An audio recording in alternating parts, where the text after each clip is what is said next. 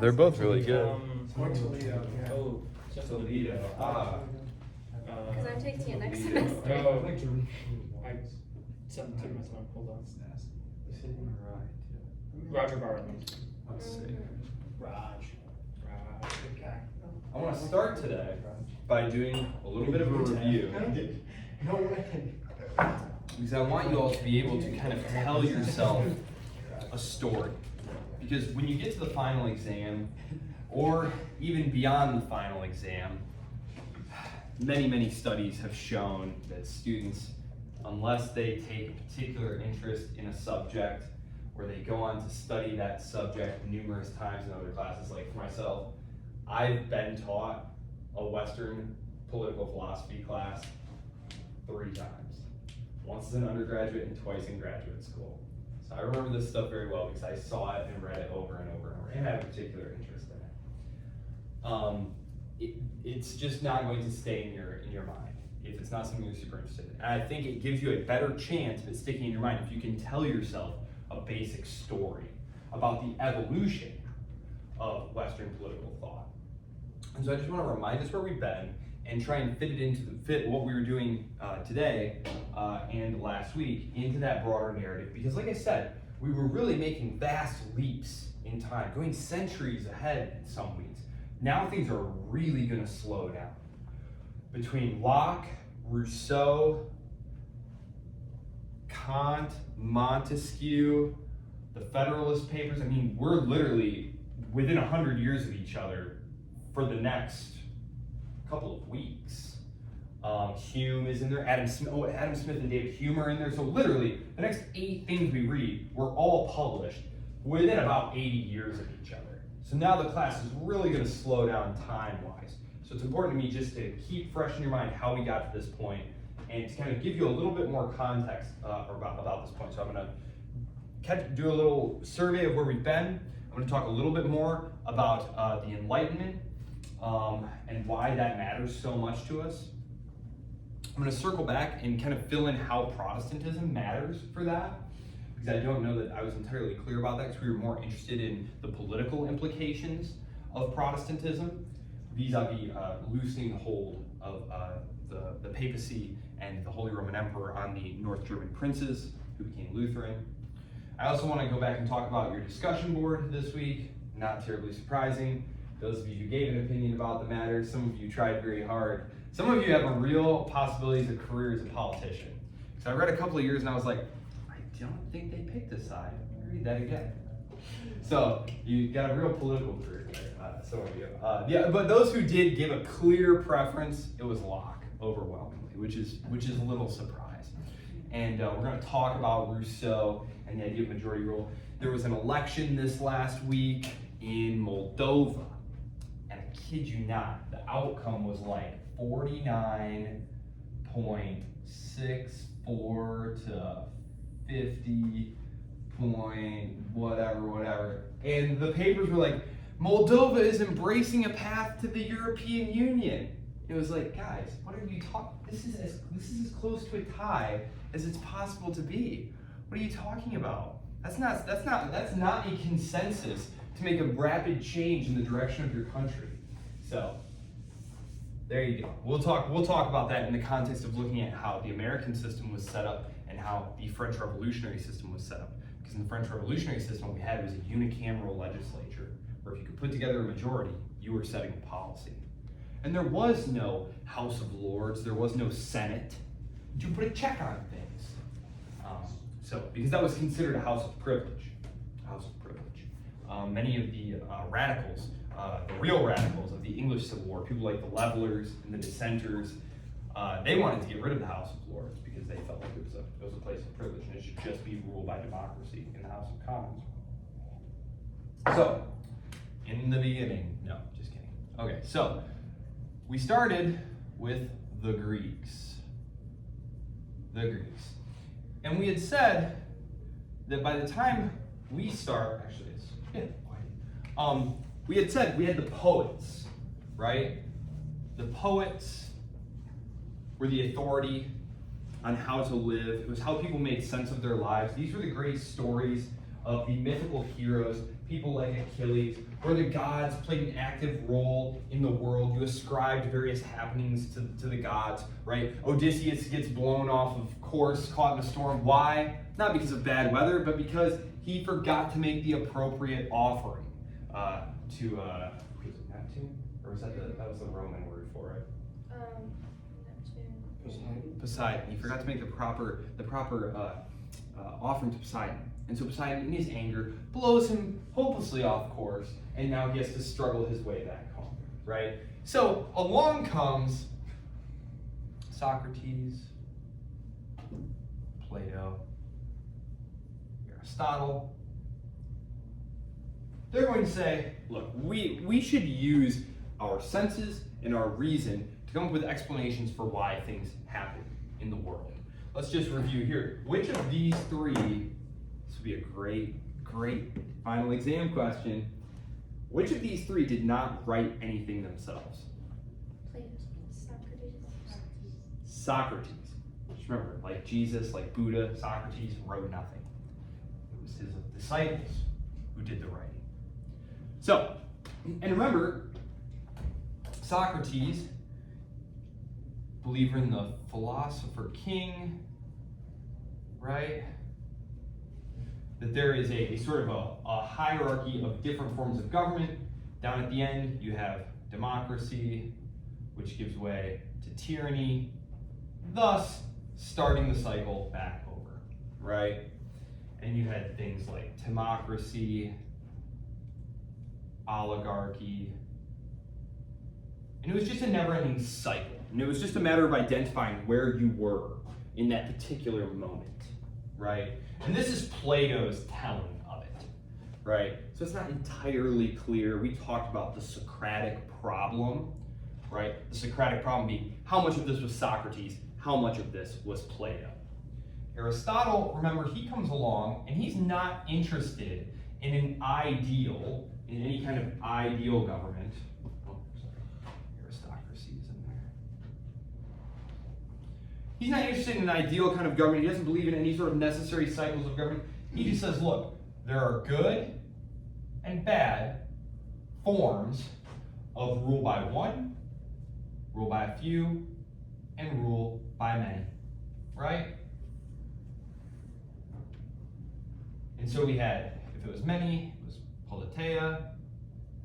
If it was bad, it was democracy. If it was bad few, it was oligarchy. And if it was few for many, it was aristocracy. One king, bad, tyranny. And remember, his definition of whether or not it was good or bad was whether or not they were trying to serve the common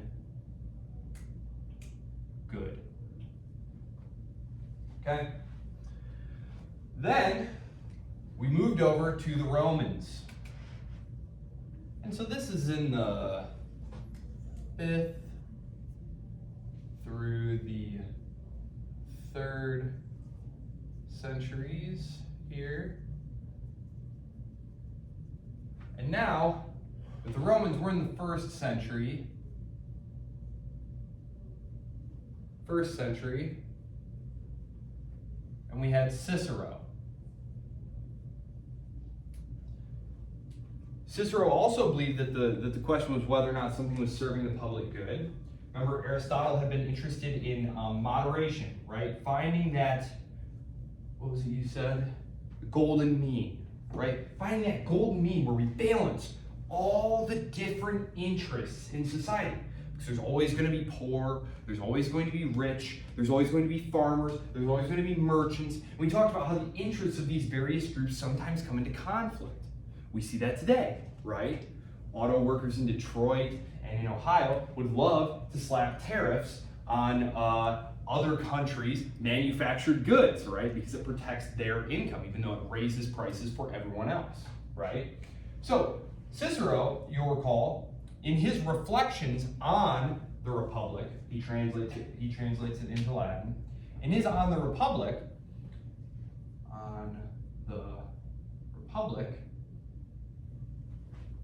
he says, yes, we had that. We had the perfect form of government, and it was the high Republic.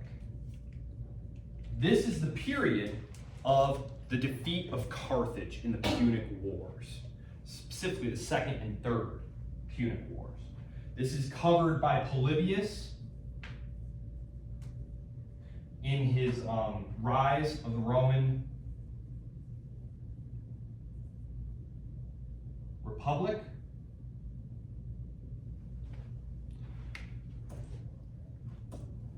This is important because these guys here, Cicero and Polybius, are going to be hugely influential on the founders of the United States.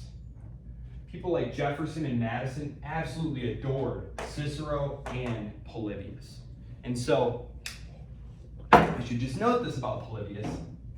Polybius, who has read this book? Has anyone read any Polybius? No? It's actually really great writing. The war against Hannibal, the elephants over the mountains and stuff. It's actually it's a good read. Penguin has a really good simple translation of it, actually. I can highly recommend it. But one thing to bear in mind is Polybius, if you read it, it seems like all of these Romans are just overflowing with virtue and wisdom, and they're just so self-sacrificing. There are a couple of goofy guys, but they're kind of there almost to teach you a lesson about how not to be. And it's just, these guys are just incorruptible. And all they care about is sacrificing for Rome and for the greater good of Rome and for the state and stuff. Polybius was a member of those elite circles. Specifically, he was a member of the court of Scipio Aemilianus, who was famous for defeating Hannibal. So he's something of a court historian. So, as Cicero is reflecting back on Polybius and saying, oh, those were the good old days, just a lesson in propaganda, right? I'm sure that they weren't quite so glorious as Cicero and as Polybius would have us believe. Because if Polybius hadn't written the way that he had, I'm sure that he would not have stayed in the inner circle of these Scipios for very long, and his work probably wouldn't have been passed down to us. Nothing against Cicero or Polybius, I like them both a great deal.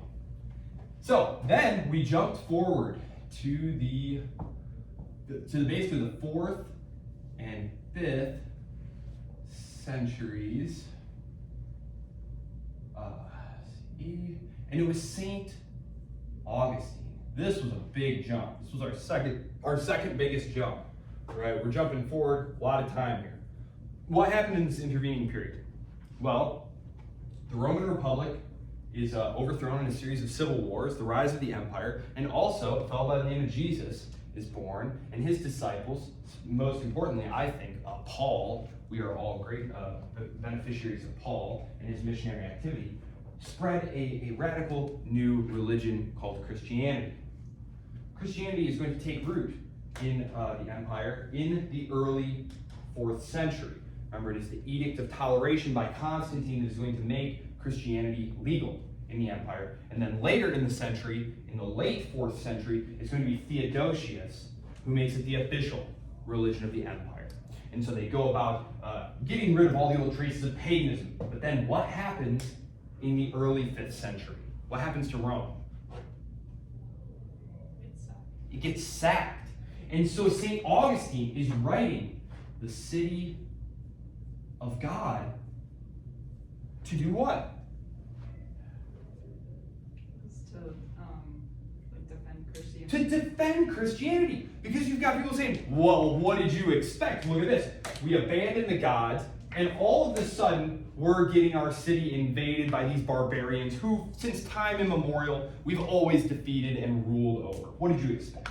We abandoned the gods of our fathers, the gods of the Republic and the Empire, and look what happened, right? And this is actually something that David Gibbon, the later British historian, is going to key in on. He's basically going to blame Christianity for the fall of the Western Roman Empire as well. There are a lot of problems with that thesis, but it was a highly influential work.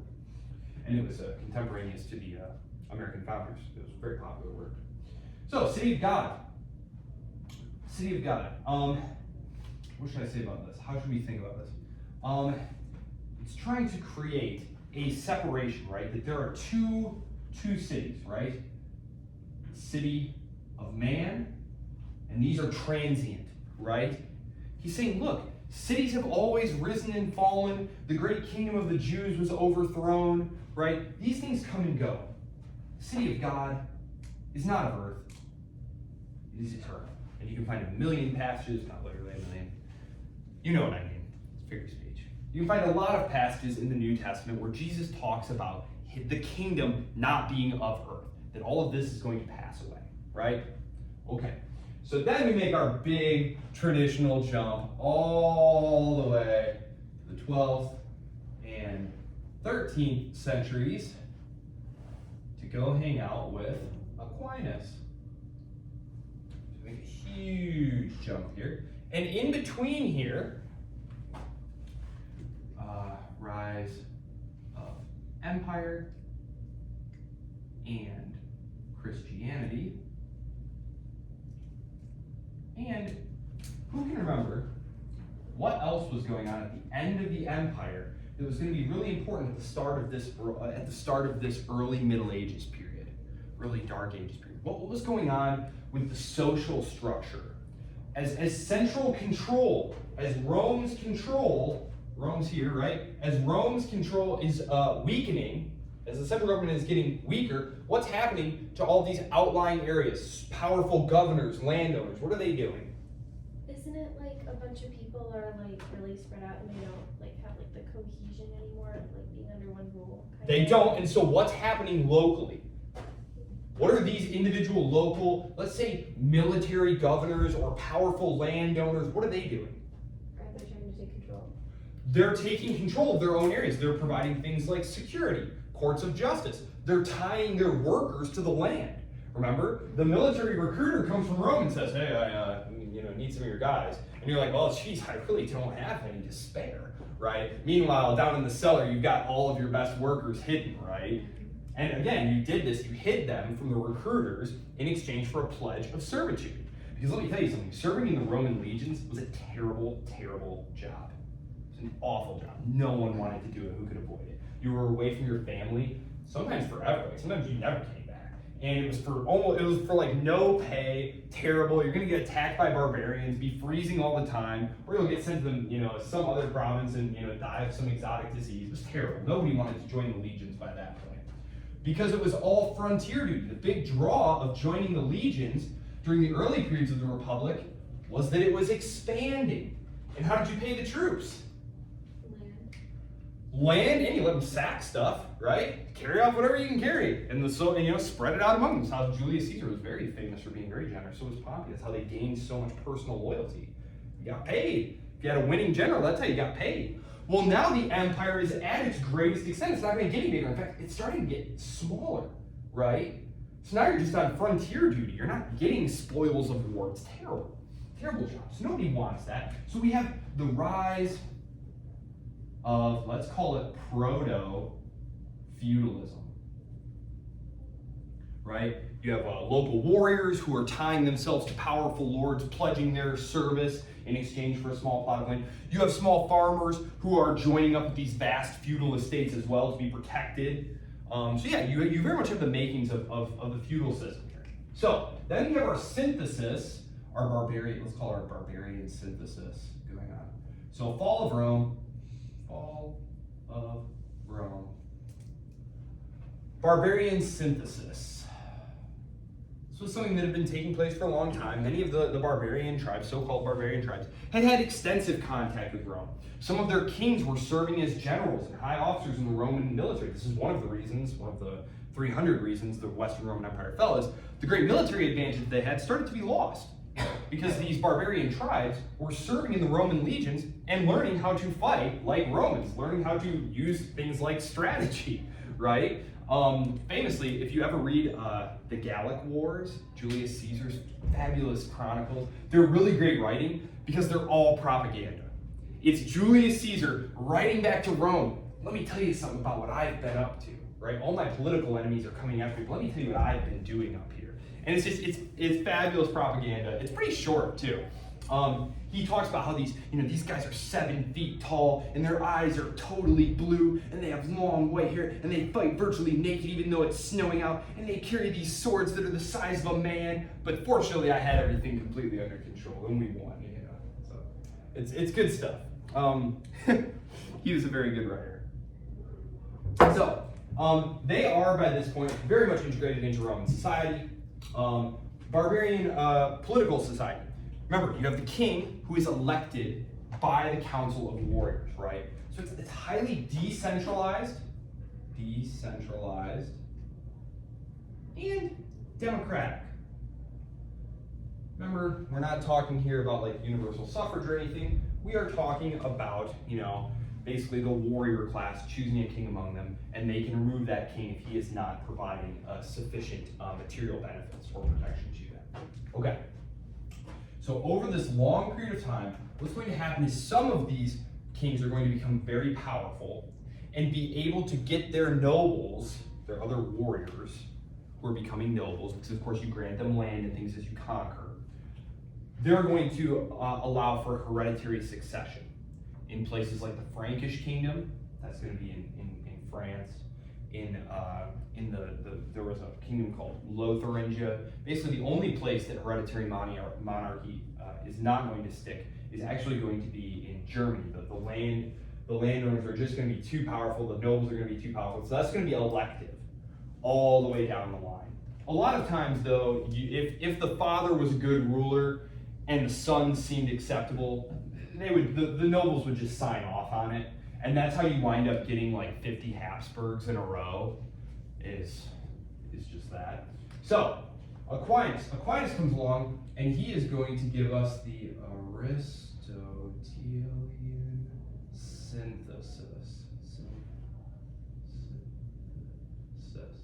So remember, Aristotle had been lost, gets recovered. Aquinas is going to try and fuse medieval Christianity. He's almost contemporary with the Crusades. Actually, he is contemporary with some of them, some of the later ones. He's fusing Aristotle with medieval Christianity. And the emphasis here is going to be on logic. It's no longer going to be, God wills it, on faith alone. No, he's going to say, let me prove it to you. That's how you can think of it. God wills it. I'll prove it to you. Just remember the manner in which Aquinas would write. He sets out a proposition, attempts to defeat the proposition, ultimately validates the initial proposition, right? It's going to be a very familiar method of reasoning that comes from the Greeks, right? Specifically Aristotle, right? So, and what is he justifying here? He's justifying things like the chain of being, the great chain of being, which means that there is a great order to society, and that God has ordained this order. And who's at the top of the order? That's God. And who's right below God? Who rules? The king. The king. So the divine right of kings.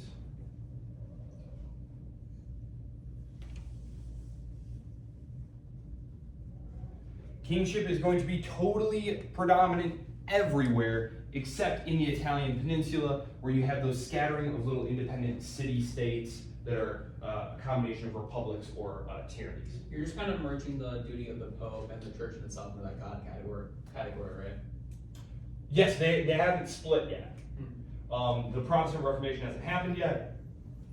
And yes, so God, the vicar of Christ on earth, right, the Pope. Yeah. And also the Pope hasn't lost too much of his authority yet.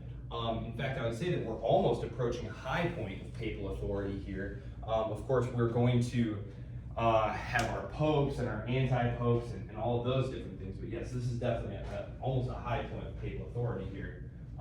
It's divine right of kings. Then we jump forward a little bit to the early 15th and 16th.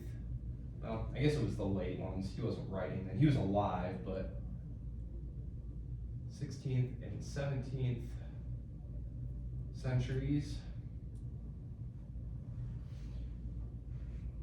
We have our Renaissance. Who can tell me what Renaissance meant, literally? Renaissance means rebirth, or rediscovery. What are they rediscovering here? The Greeks and the Romans. And they're looking at these older ways of being, these older ways of organizing society and saying, wow, this this might even be better and more rational than the way we live now. They're reading about these wonders of ancient Rome and looking around their own societies and saying, we have nothing like that. David Gibbon, writing in the 1700s, is going to look around England. England is right about to hit industrialization period, but he's looking at England and saying, yeah, I'd trade this for first century Rome in a heartbeat, and any rational person would. That was the best time to be alive. It was when human society had reached its highest level of achievement and advancement. And actually, there is some pretty serious scientific evidence to back that up. For example, climate scientists have excavated layers of the earth, and they have found that the level of mining and industry that the Romans were achieving in the 1st and 2nd centuries would not be equaled again until the 1800s.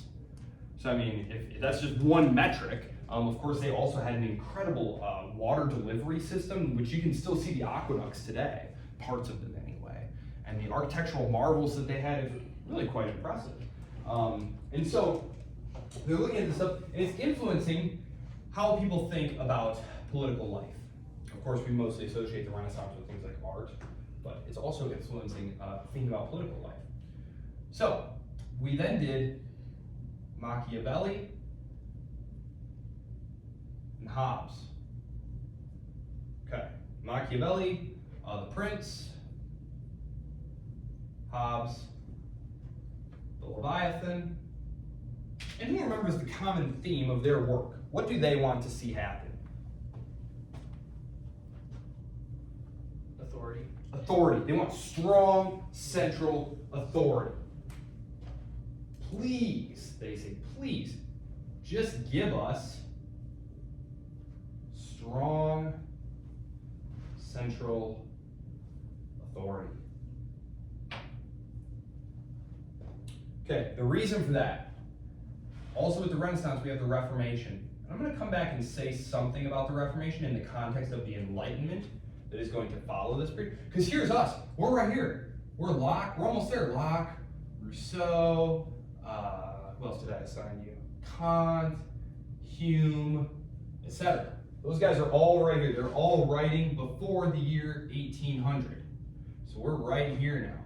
We're in the 17th and 18th centuries.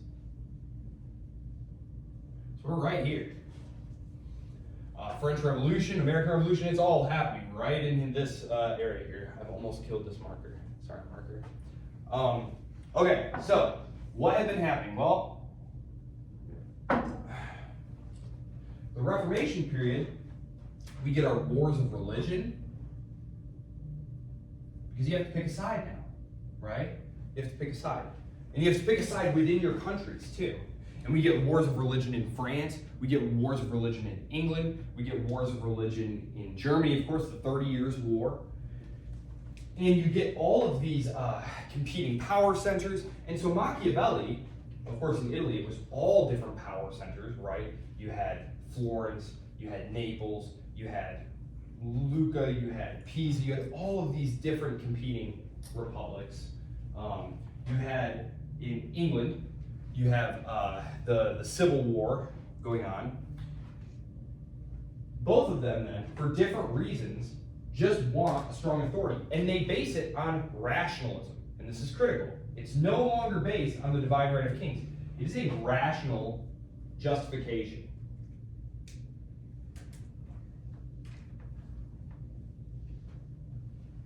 Both of them say, look, without a strong central authority, you don't have a monopoly on violence that can enforce it. Property is going to be insecure. Life is going to be insecure. People aren't going to produce as much because their goods aren't secure. There's not going to be as much commerce. People are going to live shorter amounts of time.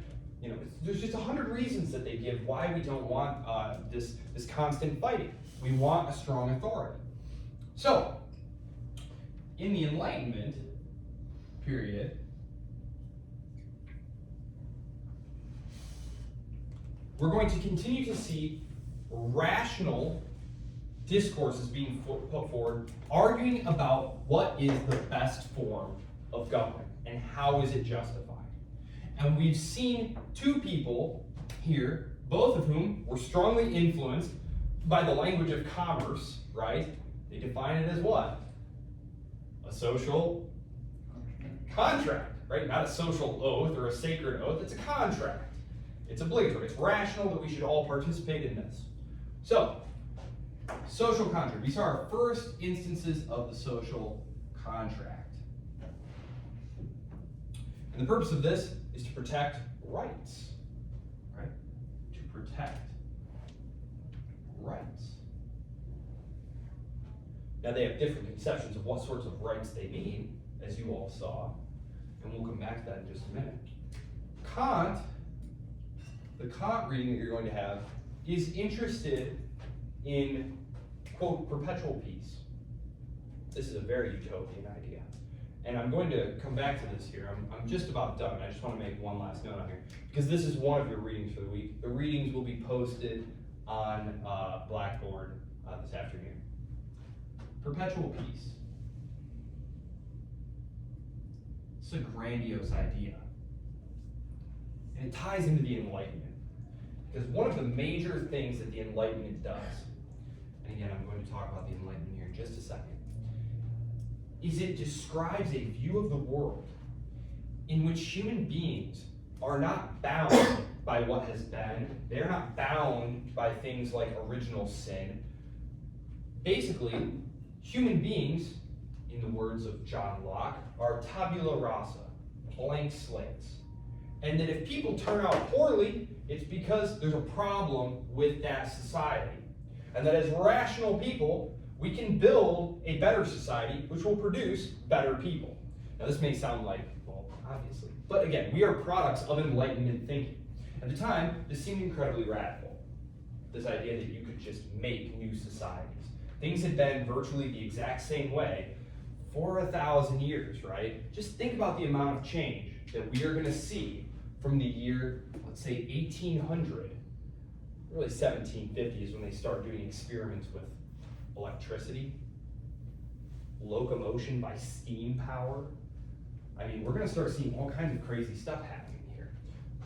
Think about it. From the time of the American Revolution, when Paul Revere is riding around, 50 years later, you're going to be able to send an electronic message via wires across the entire continental United States in just a couple of minutes.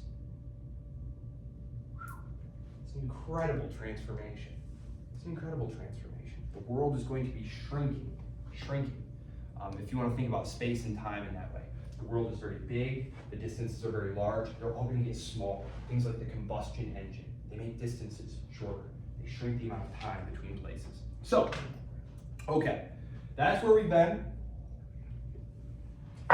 We're going to, in the next couple of weeks, be hashing out the differences of opinion between these various rationalists. They're all rationalists.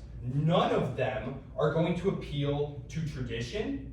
Tradition must be justified by reason, right? That is one of their main principles, that just because something has been this way for a long time is not a reason de jure to keep it that way. It must be justified. All things must be justified. If it seems irrational, if we, using our logic, critique it and find it to be wanting in reason, then it is subject to being gotten rid of. That is the Enlightenment project. That is what all these rationalists are essentially arguing about. And there's a lot of places where they overlap, but there are significant disagreements, and of course we're going to be looking at different aspects. Something, like I said, Kant is interested in how to prevent conflict between states, whereas people like Locke and Rousseau are more interested in how states are governed and justified within themselves. And Hume is going back and looking at the origin of states. And then Smith, of course, is going to be looking at commerce between states. So, all right. And then we are going to take a look at the Federalist Papers, which are very important. So, let me talk about the Enlightenment. So, the Enlightenment really has two periods. There's sort of an early Enlightenment from about the mid-17th century, that is about the 1650s, to around 1710, 1715. We can call that the early Enlightenment. And then we have sort of like the high Enlightenment. This is from about 1715 to 1770. And what you have here in the initial phase of the Enlightenment is scholars from all over the continent.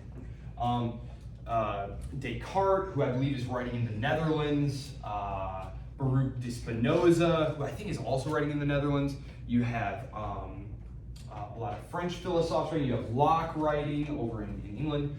But basically, there's this period of gestation where all of these different ideas are going around. They're getting passed around. We have movable type now, so you can print up articles and pamphlets at very low cost and mail them to other scholars, ship them to other scholars. Like, there's a scholar in Germany who I've read about because you can easily type up your ideas and have them sent around. And I can now send something to you and we can correspond about ideas, right? This is the period when they start trying to put together the encyclopedia.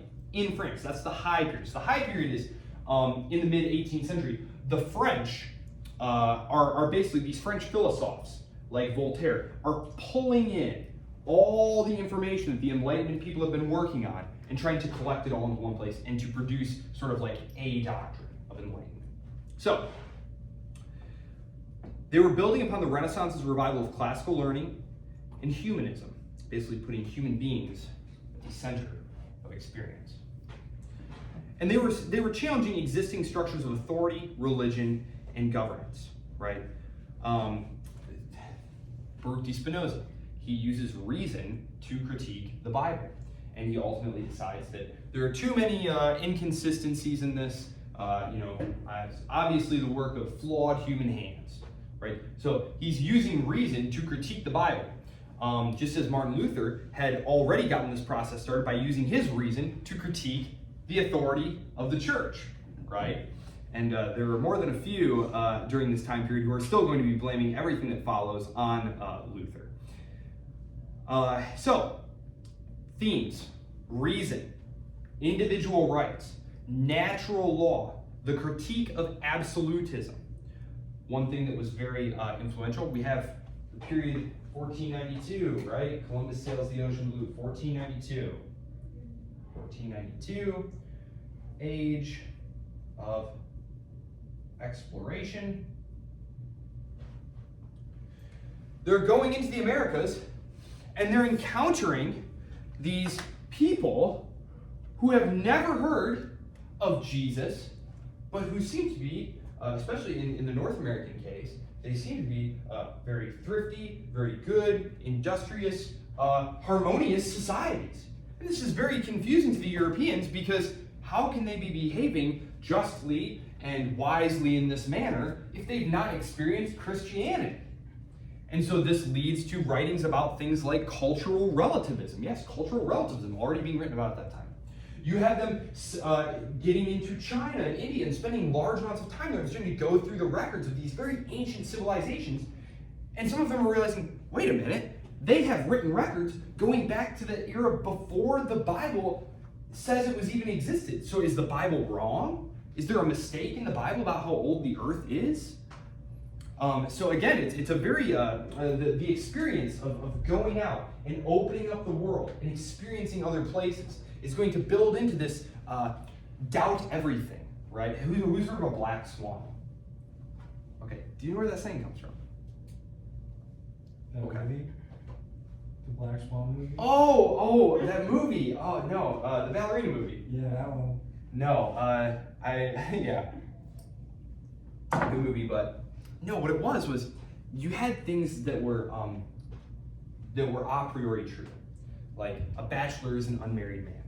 You don't need to go out and experience and check every single unmarried man. Is he a bachelor? Are all of these bachelors unmarried men? It's just a matter of, are these definitions coherent? If you understand the definitions of the two words, it is true. It is true by virtue of the definitions of the words. You don't need to experience it. And one of the things that they would commonly use, the English Enlightenment writers, was swans are white. Well, if you know swans and you know what the color white is, then you know all swans are white. Until they arrive in Australia. And these ornithologists encountered a black swan. And it was just kind of like, boom, this whole like destabilized, like, it was this thing that you didn't know existed, but that contradicted a foundational assumption, right? So that's where the expression black swan comes from. But just imagine a million different black swan events. They're learning all of these different things by experiencing all of these new things. And it's really destabilizing these ancient closed societies that had evolved out of the Middle Ages here. So, the Renaissance, of course, is laying the groundwork for Enlightenment political thought, rediscovering those texts of Greece and Rome that we love so much. we already talked about Niccolò Machiavelli's very important work, The Prince, which was challenging the medieval view of politics being grounded in Christian theology and morality. Machiavelli says, look, they might say that, but no successful ruler actually behaves that way, and neither should you. Not if you want to be ruler for very long. You also had, again, revisiting Aristotle, Cicero, emphasizing things like reason, virtue, civic responsibility. And again, you can wonder, just how good were these guys exactly? But it's less important how good they actually were and how these Renaissance humanists were looking at these writers and comparing them to their own times. And I have to tell you, no knock on the Renaissance, but the popes of the Renaissance period were awful. And I am Catholic. They were just the most awful, corrupt human beings. So again, it's easy for an Enlightenment humanist who's looking at his current order and looking back on, the apogee of civilization and saying, oh gosh, they clearly had something that we do not have, and we need to go back and find what it is. So, it's of course going to, open up new inquiries into the nature of justice, the role of citizenship, right? These are subjects, right? You are a subject. You are not a citizen. So what does it mean to be a citizen in this new modern European context? The balance of power, the balance between personal liberty and civic duty. How much can the state impose on you, right? Because one thing I will say about some of these older city-states and stuff is they were, I'm going to use this word, it's a little loaded word now, but they were totalitarian in the sense that nothing for you as a political citizen had any meaning outside the state. I mentioned this in the context of talking about Julius Caesar. When Caesar crosses the Rubicon, the most disappointing river you will ever go to, I swear, is like a dried up stream. Anyway, super disappointing. When he crosses that river to fight his political opponents, is he doing this because they're gonna chop his head off or something? No. What's gonna happen to him? He's gonna be kicked out of public life. He's gonna have to go live in obscurity outside of Roman political life. And that was a fate that was really just beyond the pale. When Cicero is temporarily banished from the city by one of his political rivals, he considers committing suicide. And he's 40 years old, right? Let's play the long game. No, he's so depressed at having been removed from the city, from civic life, that literally life doesn't seem worth living. But the city was the totality of your existence. You owed it military service. It could call upon you to do any kind of service for it, right? So it made a lot of demands of you that the individualist, the hyper-individualist society that the Enlightenment is creating, where man is the measure of all things, where you have all of these hyper-individualized, atomatized rights that are divorced from the state, right? Like the Greeks and the Romans did not believe that the gods gave you your rights. Where did your rights come from? From your state. Your state gave you rights. And so, therefore, people who you defeated in battle and stuff, they had no rights. You defeated their state. Their state was no more. Now they were in your power. They had no rights. So, these are the kind of changes that we're talking about here. So, yes, they are harkening back to this stuff. But their idea of civic responsibility that's going to evolve is going to be much different, ultimately. So, late 17th century, that's the 1600s, recall, Europe is experiencing tremendous changes. The scientific revolutions, remember, casting doubt into all of these different things about the age of the earth, the validity of the miracles. One of the famous ones that they question is, how could the sun have been stopped in the sky? Right? That's one of the ones that they really baffle over. How is that possible? Couldn't have happened. Of course, Galileo proving that the earth was not at the center of the universe, right? Not at the center of the solar system, right? This was hugely destabilizing. The religious wars, the expanding global trade. These are undermining the authority of monarchies and the church. And in this context, then, we have the Enlightenment thinkers influenced by Renaissance humanism beginning to develop new political theories rooted in reason, empirical evidence, and individualism. So we talked about John Locke last week, the father of liberalism. He is establishing the doctrine of natural rights, of life, liberty, and property, and the social contract exists to protect those things. He's a very, very important one for our purposes, who we're going to constantly be coming back to.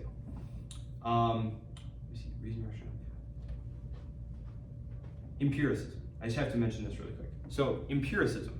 Empiricism was the process of collecting data, right? You have an idea, you have an hypothesis, you're going to go test it, collect data on things, and then see whether or not your hypothesis holds up. Again, to us this seemed very obvious, but at the time it was very new. But humanism, secularism, the idea of creating a society without God, right? The founders, this is where we're going, deism. Who's familiar with deism? The founders were deists. They believed that God did not play an active role in life, that God was the divine clockmaker, that he had created the universe, set everything in motion, and then stepped away.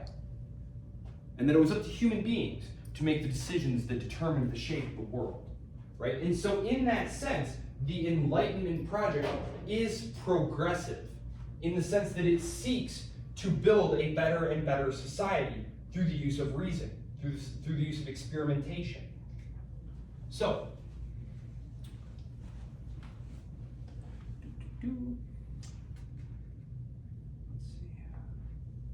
this week we are going to be looking at Montesquieu and Kant, who I want to introduce before we leave here. Again, I want to stress Enlightenment political thought, not uniform. Lots of disagreements. You've already seen this with Locke and Rousseau. If I had to pick a theme of the Enlightenment that I think holds true for all of them, it is skepticism towards authority. Justify yourself. That is what the Enlightenment thinkers are saying to any system of authority. Justify yourself. One of the fathers of the Enlightenment, Rene Descartes, he starts out by trying to he can't be sure. How do I know the things that I know? How do I know the things that I know? And so he says, I know what I'll do. I'll just sit here in this room and I'll doubt everything that I can doubt until I find something that I can't doubt. So what does he come up with? What do you think? He doubts God, he doubts government, he doubts his impressions of things. Those could be mistaken. Who's ever had a large beaker of water and you put a ruler through it and it looks like the ruler is bent, right? You can't trust anything. What can he not doubt though? Definitions, his own existence in God. Oh, he doubts God. He eventually comes back and establishes a basis for God, but he can't doubt that he's doubting. And if he can't doubt that he's doubting is a form of thinking. And if he's thinking, then he must exist. And so this is the famous cogito ergo sum. I think, therefore I am. But so he just builds it back up. And so he establishes a rational basis for believing all of the things that he had originally said. Oh, I can't believe any of these things. He says, no, I can rationally show you why these things are so. This is the Meditations. Very good piece of work if you are looking for something to write your paper on. It's not strictly related to political theory, except in the sense that it has to do with how we know things, right? Epistemic. How do we know what we know? And so that is a fairly important subject in the history of Western philosophy. I'm not sure that it quite satisfies political theory, although it does tie into the Enlightenment. So, really quickly, Protestantism. I want to say something nice about Protestantism, because I earlier had mentioned how, Protestantism destabilizes the whole thing and messes it up. Protestantism is great though, because it focuses, what is the ultimate authority in Protestantism? Is it the Pope? Scripture. It's the Scriptures. So what do you need to be able to do to fulfill your Christian duty? You need to be able to You have to be able to read. Europe goes from a place of literally 99% of people are completely illiterate to phenomenal amounts of literacy, especially in the Protestant countries, places like the Netherlands. It's little wonder then that some of the greatest Enlightenment thinkers and some of the earliest technologies are coming out of these places. Protestantism. Okay, so yes, the spread of mass literacy. Very, very important. Like I said, just being able to spread ideas around. The Bible is going to get translated into the languages of the people. Remember, scripture had been written in Latin, which not even all the priests could read Latin. Now it's being translated into the literal language that the people can read and write. And it's just going to radically transform society. So, the printing press, of course, the coinciding invention of the movable type press was very important because it took the cost of books, which was very high, and it made printing things very, very low. The spread of the printing press is very, very important. It's going to help spread not only the Bible, but also Enlightenment ideas. And Max Weber, very famous social scientist and theorist of the late 19th century, he argues in this work that you can choose to do your paper on if you want. It's called The Protestant Ethic and the Spirit of Capitalism, in which he essentially argues that we can thank the Protestant Reformation for all the good things that we have now. So that's not one of the texts that we're going to read. I have read it before. It's a terrific book, very interesting. I recommend looking into it if you still don't have a paper topic. Who this weekend spent agonizing hours locked in their room mulling over a paper topic? Okay, all right. Did you have any luck? Mm-hmm. Oh, good. Okay, do you want to share it? Or do you want to keep it secret? I'm doing the social contract. Oh, a good choice, a good choice. Okay. Okay. Anyone else? Does anyone else have any ideas? If you have ideas, shoot them at me. Yeah. I want to focus on, I don't know which ones yet, but maybe some of the Federalist Papers or one of the Federalist Papers specifically. Oh, good. Okay. So 2 weeks from now, we're going to be hitting the Federalist Papers. That's going to be great. Those are some of my favorites. And you're lucky because you're going to do them with me, and I'm going to get you through all the boring stuff. And we're going to get right to the brass tacks, right to the meat of these texts, because you've all experienced it now. A lot of these writers are very, very laborious. All right, that's why I said Machiavelli is almost everyone's favorite in an intro class because he's very straight to the point, very punchy. You're gonna like Montesquieu though, especially the way that they set it up in this book because they really they knock stuff out here for us. So, yes, the Protestant ethic and the spirit of capitalism. Okay, I have 7 minutes and I'm going to use them to introduce Montesquieu and Kant, who are our readers or our selections for this week.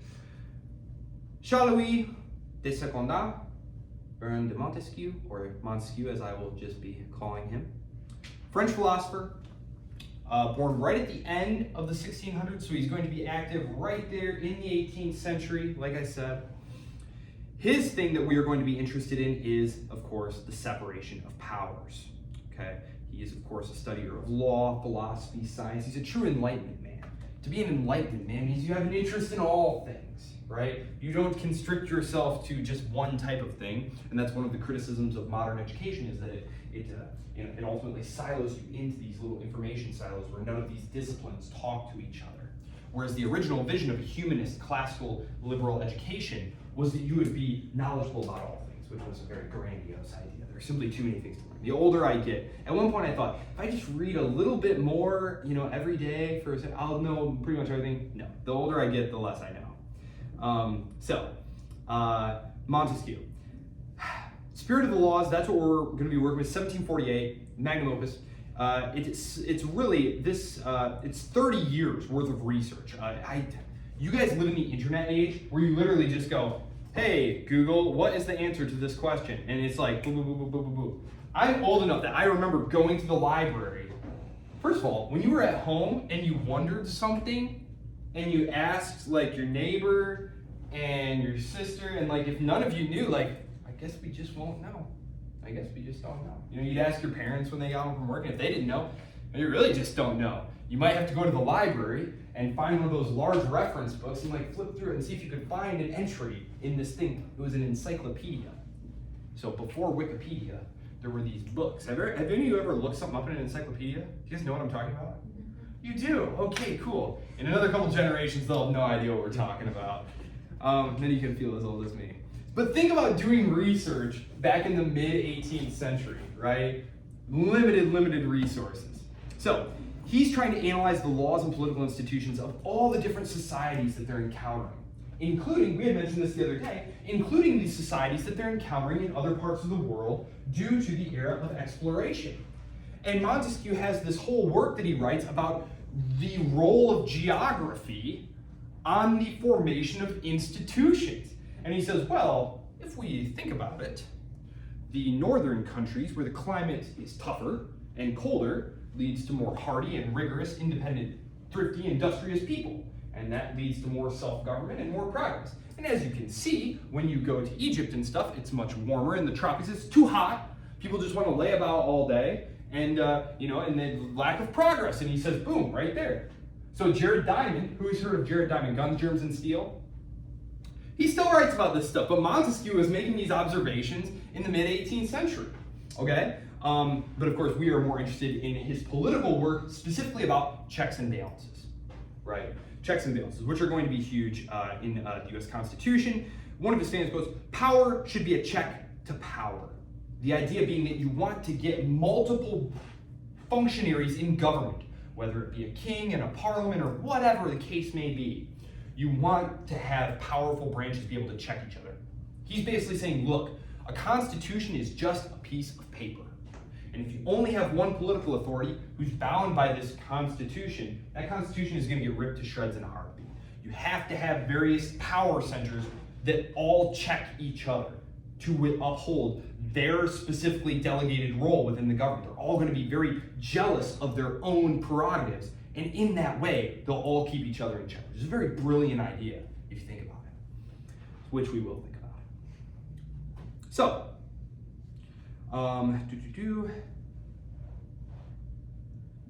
interesting. Yeah, well, we'll talk about that more next time, because I only have a couple minutes. I'm going to talk about Kant a little bit. So, German philosopher. He's our first German, actually. We're going to get a few more Germans. He was actually born in what's today Kaliningrad in Russia, but it was originally Königsberg, which was in Prussia, which Prussia is this little German state that eventually is going to gobble up all its neighbors and become Super Prussia, also known as Germany. So that's going to be something that we talk about in the age of nationalism in the 19th century, so about 100 years from now. Kant, again, a classic Enlightenment guy, interested in religion, botany, metaphysics, economics, politics. Some of his key works, some of you said you had Chuck White for Core 3. He mentioned Kant, I'm sure. His critique of pure reason, right? Anybody? No? Well, if you have him, he's basically going to argue that there's really no way to ground the knowledge that we have. That essentially, the critique of Scripture as being not founded in reason. He's essentially going to say, like, there's just no way to touch. He uses this word noumena. There's a thing, but we can't get to it. Because all we have are ideas about it. That the world and our senses are giving us these impressions of the thing, but we can never quite get to the thing. So it's very Plato, in a way. That there's a form up there of this ideal thing, but we have no access to that form, that perfect thing. We're interested in Perpetual Peace, a philosophical sketch. This was written in 1795. And he was very interested in how to create a world where there was no war, essentially.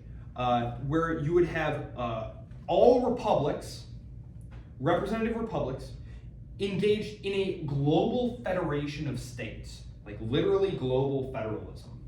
So all representative republics, because in Kant's mind, that was the form of government that was most likely to respect individual rights. He had now the American example to look to, and he also had the example of the Dutch Republic to look to, which was every Enlightenment thinker's sort of soft spot. These plucky Dutch Protestants were trying to fight off, it was the 80 Years' War. The 80 Years' War, and they were trying to fight off the Catholic Habsburgs from imposing their tyranny on them. And so, Republican form of government was very much associated with that. It's little wonder that all of the republics that we see are going to be established in Protestant countries, right? The United States.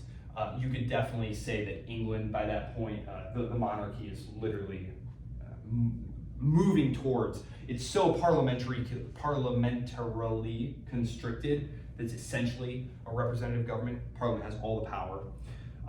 So, Kant, yes, that's what we're going to be doing there. We'll talk more about that because I see that I'm out of time and I don't want to keep you. Yes, I will post those readings So a little bit different. We're going to be looking at separation of powers, and we're also going to be looking at something more utopian, but which will, of course, be highly influential in things like the Congress of Vienna, the Hague Treaties, the League of Nations, and ultimately the UN. This idea of a global governing body where states submit their competing claims for arbitration. So there you go. That's what I have for you today. I look forward to seeing you all on Wednesday, except for you. Have a safe trip. Enjoy Chicago. Go Cubs, go. Next season.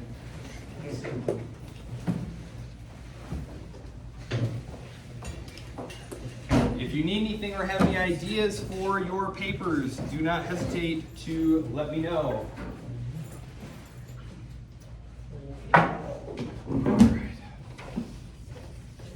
you think it'd be a better idea if I were to shift like the idea for my paper to be like the result of how people think? Because I was reading about the social compact, and I thought that was a better basis of rationality for interpreting the governance that we have in the first place. Because it's more so, I'm trying to like resolve, like, do we think like, do you know what like blank statism is? That we're all just born as a result of, we're all at the same basis of where we are as a state, and we're all born at the same place. So as a result, everything that happens to us is implications of all the things that we're able to experience, which kind of contradicts the notion of it saying, like, it's an implication of history or the other things. Well, I guess I'm kind of confused about it myself, or it's kind of hard for my